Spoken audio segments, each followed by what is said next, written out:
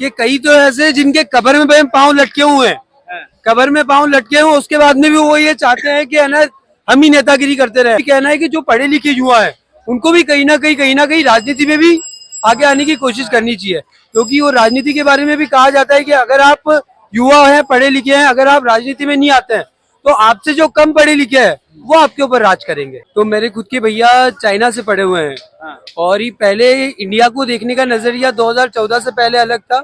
और अभी अगर कहीं पे भी अगर अपन फॉरेन जगह पे जाते हैं तो जैसे ही अगर अपन इंडियन बोलते हैं तो उनकी देखने का नजरिया अपना बहुत ज्यादा अलग रहता है अपन को। सही बात है, सही बात है। पहले क्या था कि थोड़ा डाउन करके रखा गया था इंडिया को, ठीक है ना, एक अच्छी नजरों से नहीं देखा जाता है इंडिया करके, मतलब गंदगी और कम पढ़े लिखे ऐसा था, ठीक ना। हाँ, 2014 के बाद ऐसा है कि हाँ प्रधानमंत्री जी अपने देश को बहुत ऊपर तक ले गया और अब हर किसी को पता है। पहले क्या था इंडिया नाम सुनते ही लोगों के दिमाग में स्लम्स एरिया ये सब बिल्कुल झोपड़पट्टी और यही चीजें के बारे में सोचते थे। बाकी अब जैसे जैसे चीजें डेवलप हो रही है तो उसके हिसाब से बहुत अच्छा हो रहा है अभी। ठीक है, इसका मेन रोल ये भी हम कहते हैं कि डिजिटल ग्रोथ बहुत ज्यादा हुई है, बिल्कुल ठीक है। बट हम अभी भी ना खुद को पाकिस्तान के साथ ही कंपेयर करते हैं। हम हमारी जो कंपटीशन है वो चाइना के साथ अभी तक नहीं हुआ है। नहीं बिल्कुल सर, ये बात आपकी सही है, क्योंकि चाइना में सभी चीजों का मैन्युफैक्चरिंग हब है, तो हमें भी उस हिसाब से ग्रोथ करने के बारे में सोचना चाहिए।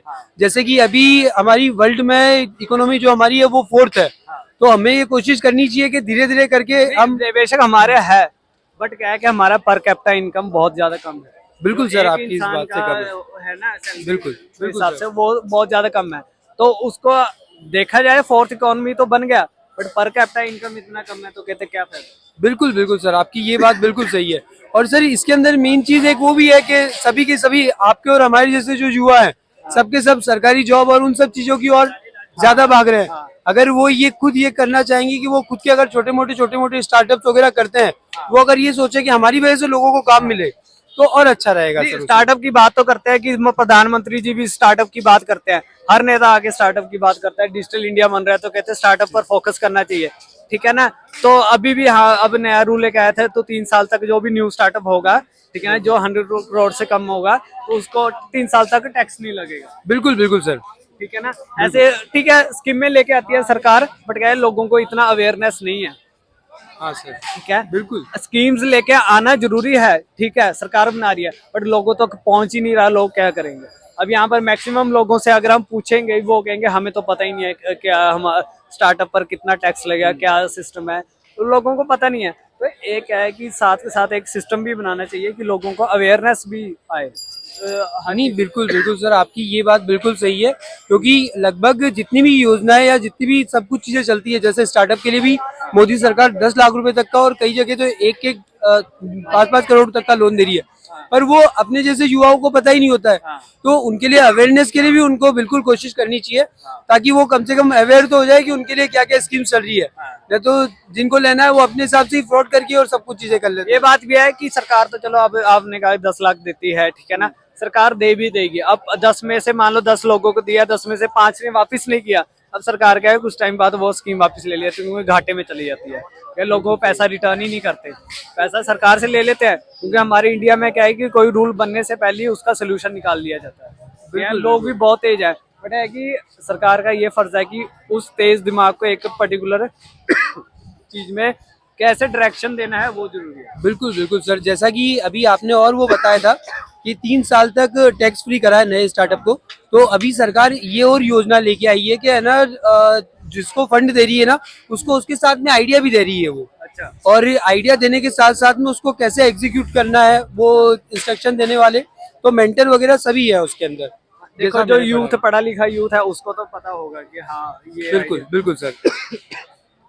उसके साथ ही क्या है कि अवेयरनेस नहीं है हमारे देश में, अवेयरनेस बिल्कुल नहीं है सर, ठीक है ना। मैक्सिमम लोग क्या है धर्म के पीछे लगे हुए हैं, ठीक है ना, सारा काम धाम करने वाले कम है, ठीक है ना, बैठे रील्स चलाते रहते हैं सारा टाइम, उनका फोकस वो ही है, ठीक है। और फिर नारा लगाते हैं हमें अनएम्प्लॉयमेंट है। मैं अनएम्प्लॉयमेंट को ये कहना चाहता हूँ कि अगर कोई योग्य है तो उसको नौकरियां मिलती है, बिल्कुल सर, ठीक है, वो अपना बिजनेस खोल सकता है।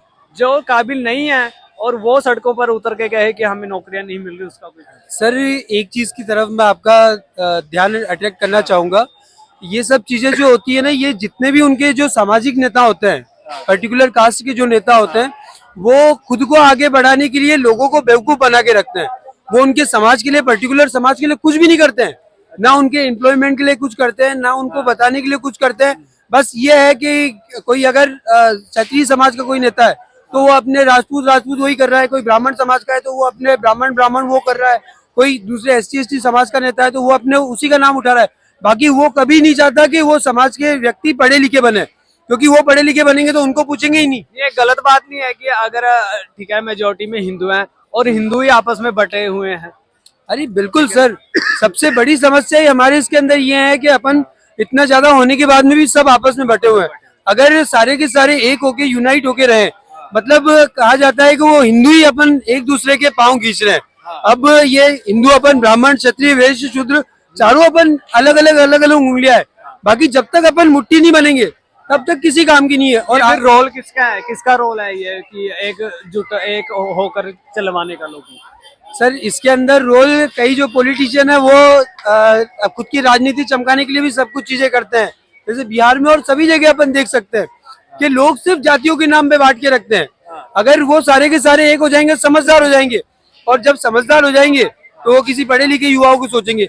इसीलिए मेरा तो ये भी कहना है कि जो पढ़े लिखे युवा है उनको भी कहीं ना कहीं राजनीति में भी आगे आने की कोशिश करनी चाहिए, क्योंकि वो राजनीति के बारे में भी कहा जाता है कि अगर आप युवा हैं, पढ़े लिखे हैं, अगर आप राजनीति में नहीं आते हैं तो आपसे जो कम पढ़े लिखे हैं वो आपके ऊपर राज करेंगे। एक बात राजनीति के बारे में क्या है कि एक्सपीरियंस बहुत जरूरी है। नहीं बिल्कुल सर, आपकी वो बात सही है, एक्सपीरियंस बहुत ज्यादा जरूरी है। पर उसके अंदर कॉलेज वगैरह के चुनाव वगैरह जो सब कुछ चीजें होते हैं, जैसे कि एक उदाहरण है, आपने देखा होगा रविंद्र सिंह भाटी जी के नाम का। रविंद्र सिंह भाटी अभी वो है जो अभी राजस्थान की एक विधानसभा से सबसे युवा विधायक है। 26 साल उनकी मात्र उम्र है और अभी उन्होंने, और निर्दलीय विधायक है वो किसी के भरोसे नहीं है। तो इसी तरीके से अगर युवा आएंगे, और आजकल सोशल मीडिया के माध्यम से अगर आप कुछ अच्छा कर रहे हैं तो सभी को दिखता है। तो एक सही बात है, तो एक प्रॉपर प्लेटफॉर्म बनाना चाहिए युवा को पॉलिटिक्स में आने का। है ना, अगर हम हर चीज में प्लेटफॉर्म बनाते, सरकार ला कर देती है, तो इसमें क्या है कि इसमें सबसे बड़ी कमी ये है, सबसे बेसिक स्टेप है ना, जो सबसे पहला स्टेप है कि पॉलिटिशियनों का रिटायरमेंट पीरियड नहीं है। अरे सर सबसे बड़ी समस्या ही तो यही है। 90 साल में 100 साल में भी पॉलिटिशियन, जब एक इंसान का दिमाग चलना बंद हो जाता है, हम कहते हैं कि वो 70-80 साल में बेड में बैठ गया, या ठीक है ना, बैठ गया। पॉलिटिशियन उस टाइम में भी इलेक्शन लड़ रहे होते हैं और पूरे राज्य को चला रहे होते हैं। अरे सर कैसे पॉसिबल है? एक लाइन में और ये जोड़ना चाहूंगा कि कई तो ऐसे जिनके कब्र में पांव लटके हुए हैं, कब्र में पांव लटके हुए, उसके बाद में भी वो ये चाहते हैं कि है ना हम ही नेतागिरी करते रहे।